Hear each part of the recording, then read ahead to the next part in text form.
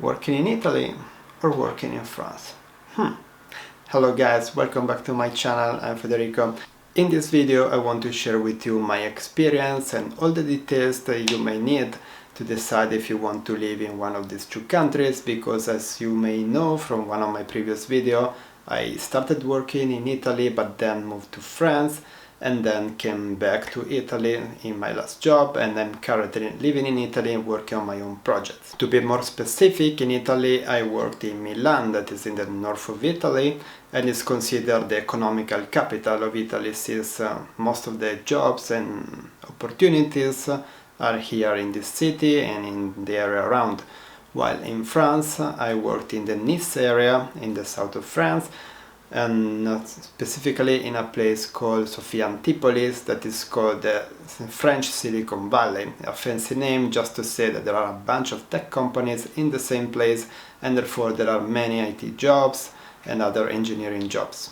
And to do a really complete comparison for you, I will start by talking about the salaries, the benefits and all the things related to the job, but of course we need to include as well how it is living in that place. That means how it is about traveling opportunities, leisure activities, all these things that are related to the lifestyle, that is not just having a salary, it's not just having a number to think about. So let's start with the most juicy number, that is the salary expectations in the two countries.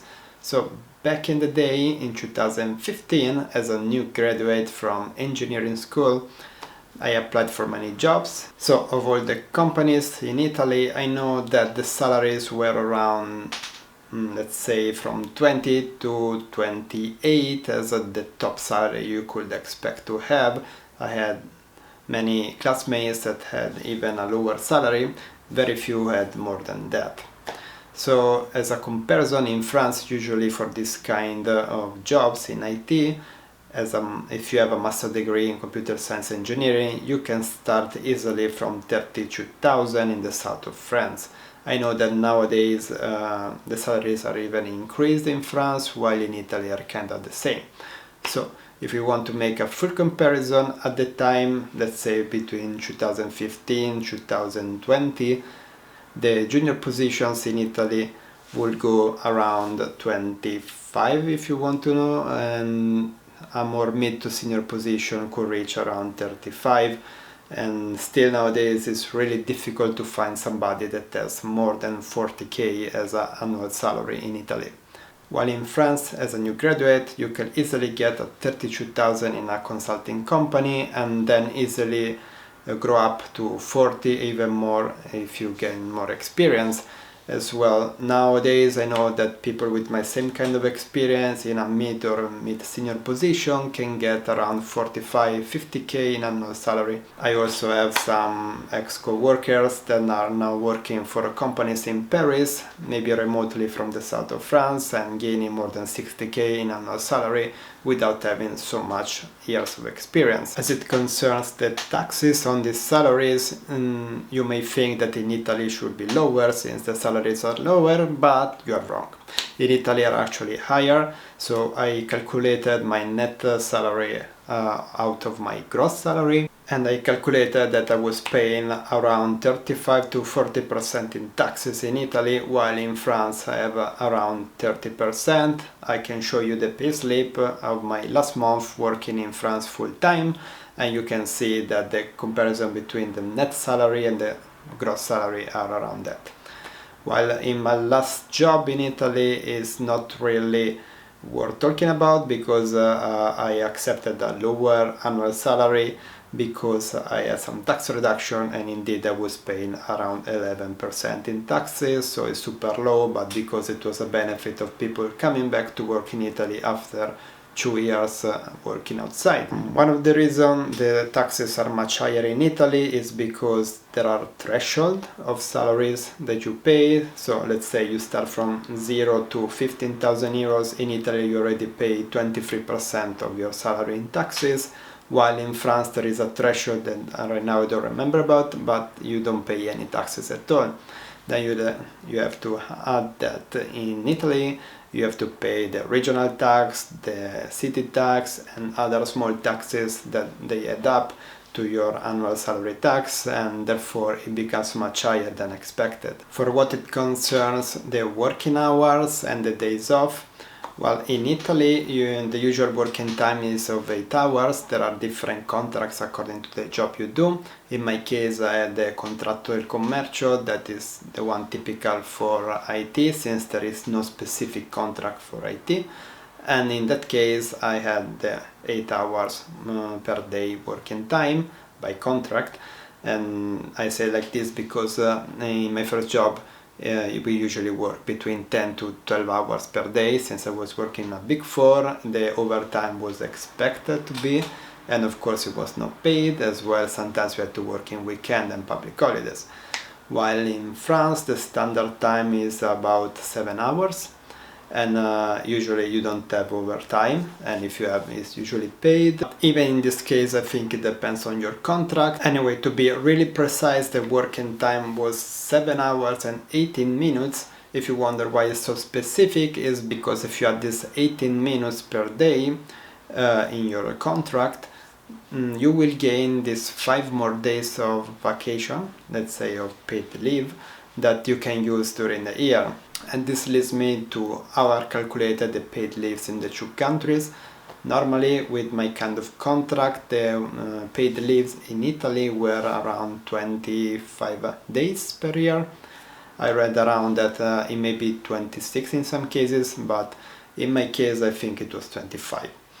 And in France there were actually more, because the standard paid leaves were 30, plus these 5 extra days. It was coming up to 35, and that is really good, because 10 days of paid leave means 2 full weeks that you can take of vacation each year. So from this you can see that the working culture of the 2 countries is really different. Italy is more hardworking, and they give more weight to how long you work and not much how efficient you are, while in France I had the impression that the work-life balance is considered much more, and it's much more important to see that you are proactive, that you are working well and doing your task more than the exact time that you're working. Another reason that the working conditions are much better is because in France the worker unions are much stronger, and therefore there are usually more benefits also for the employees.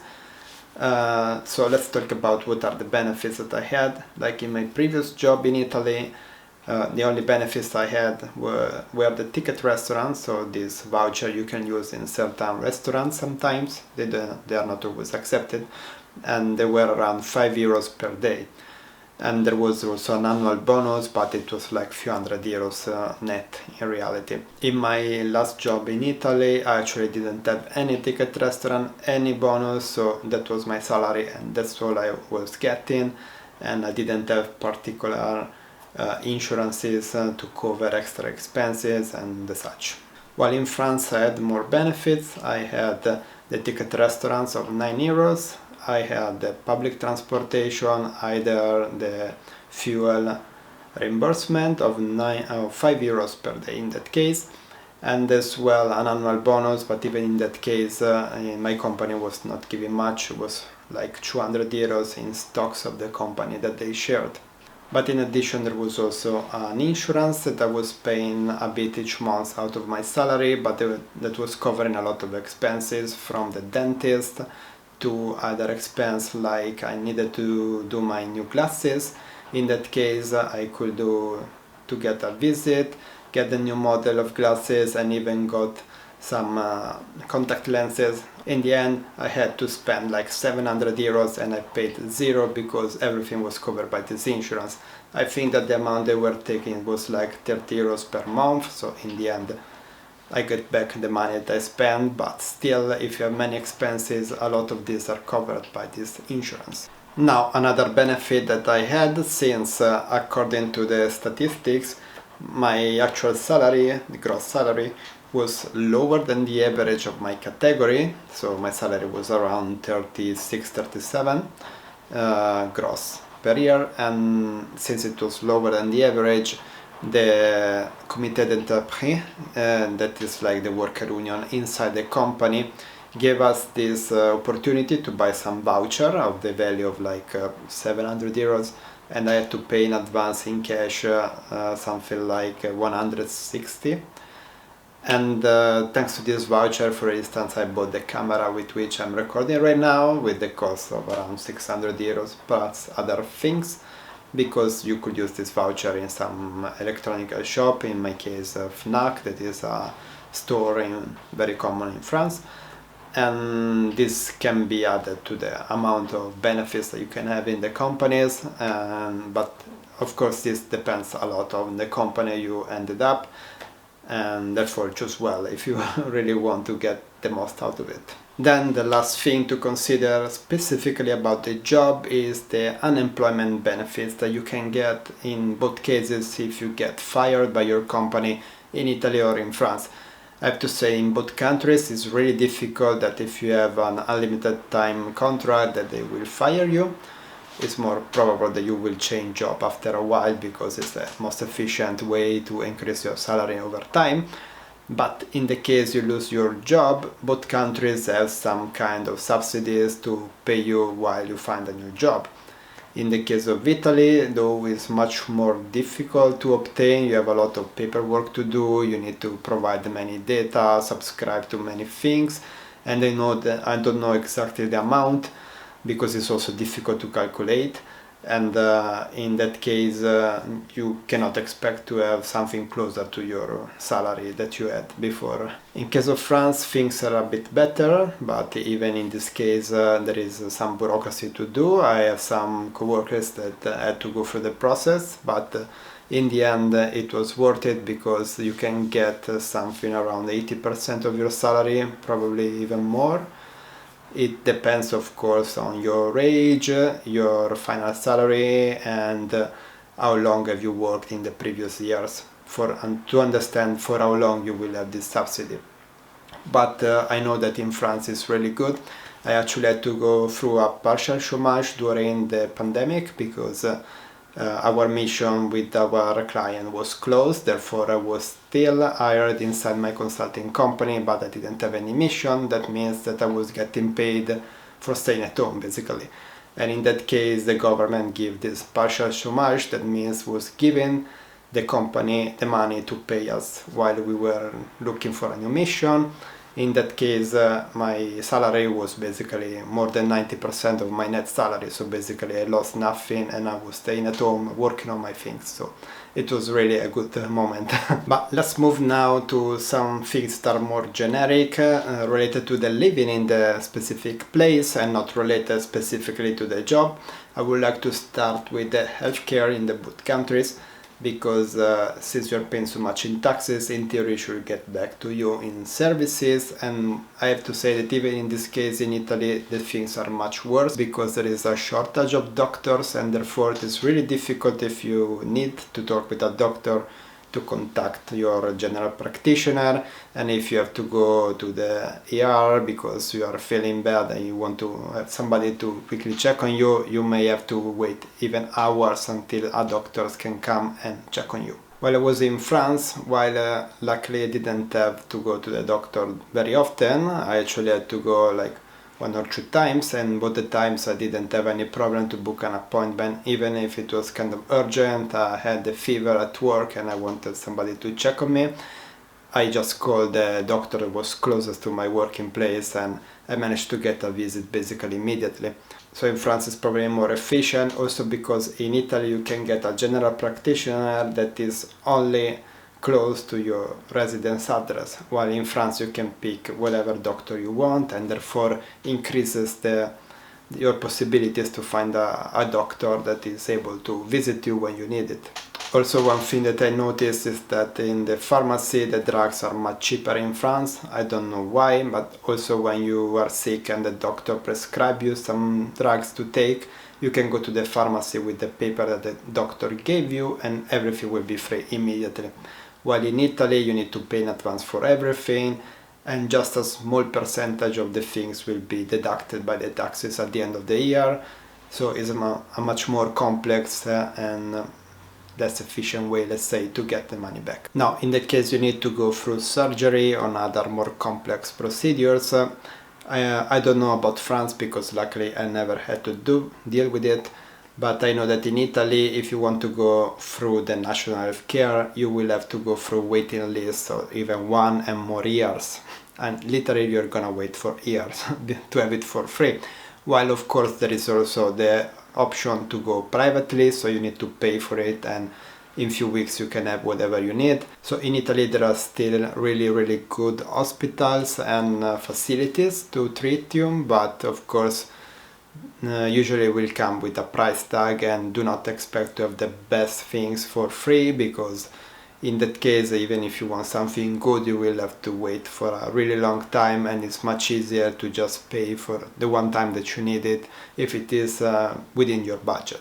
Now, another main parameters to consider when you want to move in a new place is of course the cost of living. In that case, if you compare Milan, that is one of the most expensive cities in Italy, with the south of France, actually the cost of living will be much higher in Italy in this case, because the main pain point is the rent, that in Milan is kind of crazy right now. Even for a student room in a shared apartment or a dormitory, it can reach 700 euros, and not in the city center. So it's kind of very expensive right now to live in Milan. While in France, consider that my apartment at the time, 2020, last time I paid my rent there, was around 850, and that was a good 2 rooms apartment, 5 minutes walk from the beach, 2 from a park. So even though the rent have increased also in that area, I think that in Milan you're gonna spend much more for that. For the rest, there are the bills that were kind of the same as price. I was paying a bit more for my optic fiber connection there respect to Milan, but also the grocery store expenses were kind of the same. The supermarket, I could find mostly the same products with basically the same price, so I wouldn't compare on that. There are some things that are a bit more expensive there and a bit cheaper in Italy, and as well some things that are more expensive in Italy and cheaper there. So in that case, really depends on what you buy, and as well in which supermarket, because sometimes even in the same place, 2 supermarkets at different price. That's probably true everywhere, so don't focus too much on the grocery expenses, because they're not really the main factor in this case. One thing that is much more expensive in France is for sure restaurants. I don't know why, but they are probably 20-30% more expensive than in Milan. And also in Milan probably you have much more price range restaurant. If you want something more cheap and something more high-end, you can find whatever in Milan, because it's a much bigger city than, for instance, Nice. And therefore you have much more choices as well. Another expense to take into consideration is for sure having public transportation or having a car. In that case, I would say in Milan the public transportation is really awesome. You can go wherever in the city with the metro, bus system, you have whatever you may need. There are just some parts of the city that are less connected than others, but you don't really need a car inside Milan. And if you want to have a car for one time, there are many share cars opportunities, so you may find whatever you need. You don't need to buy a car in Milan, that's for sure. While in France, I have to say the public transportation inside the city of Nice is good. There is the tram, there is some metro as well, I think. In that case it is good, but since most of the IT jobs and many opportunities are as well in the Sofia Antipolis area and even outside of the city, in that case probably you may need a car. In my case, I was not living in Nice city, I was living in Antibes, and therefore there were not so many good connections with the rest of the area, and therefore I needed my car to move around, to go to work, and also to go to certain places near Antibes, because we're not easily reachable with buses and other public transport. So I will say you don't really need to have a car, but it's for sure recommended if you want to get the best out of the place.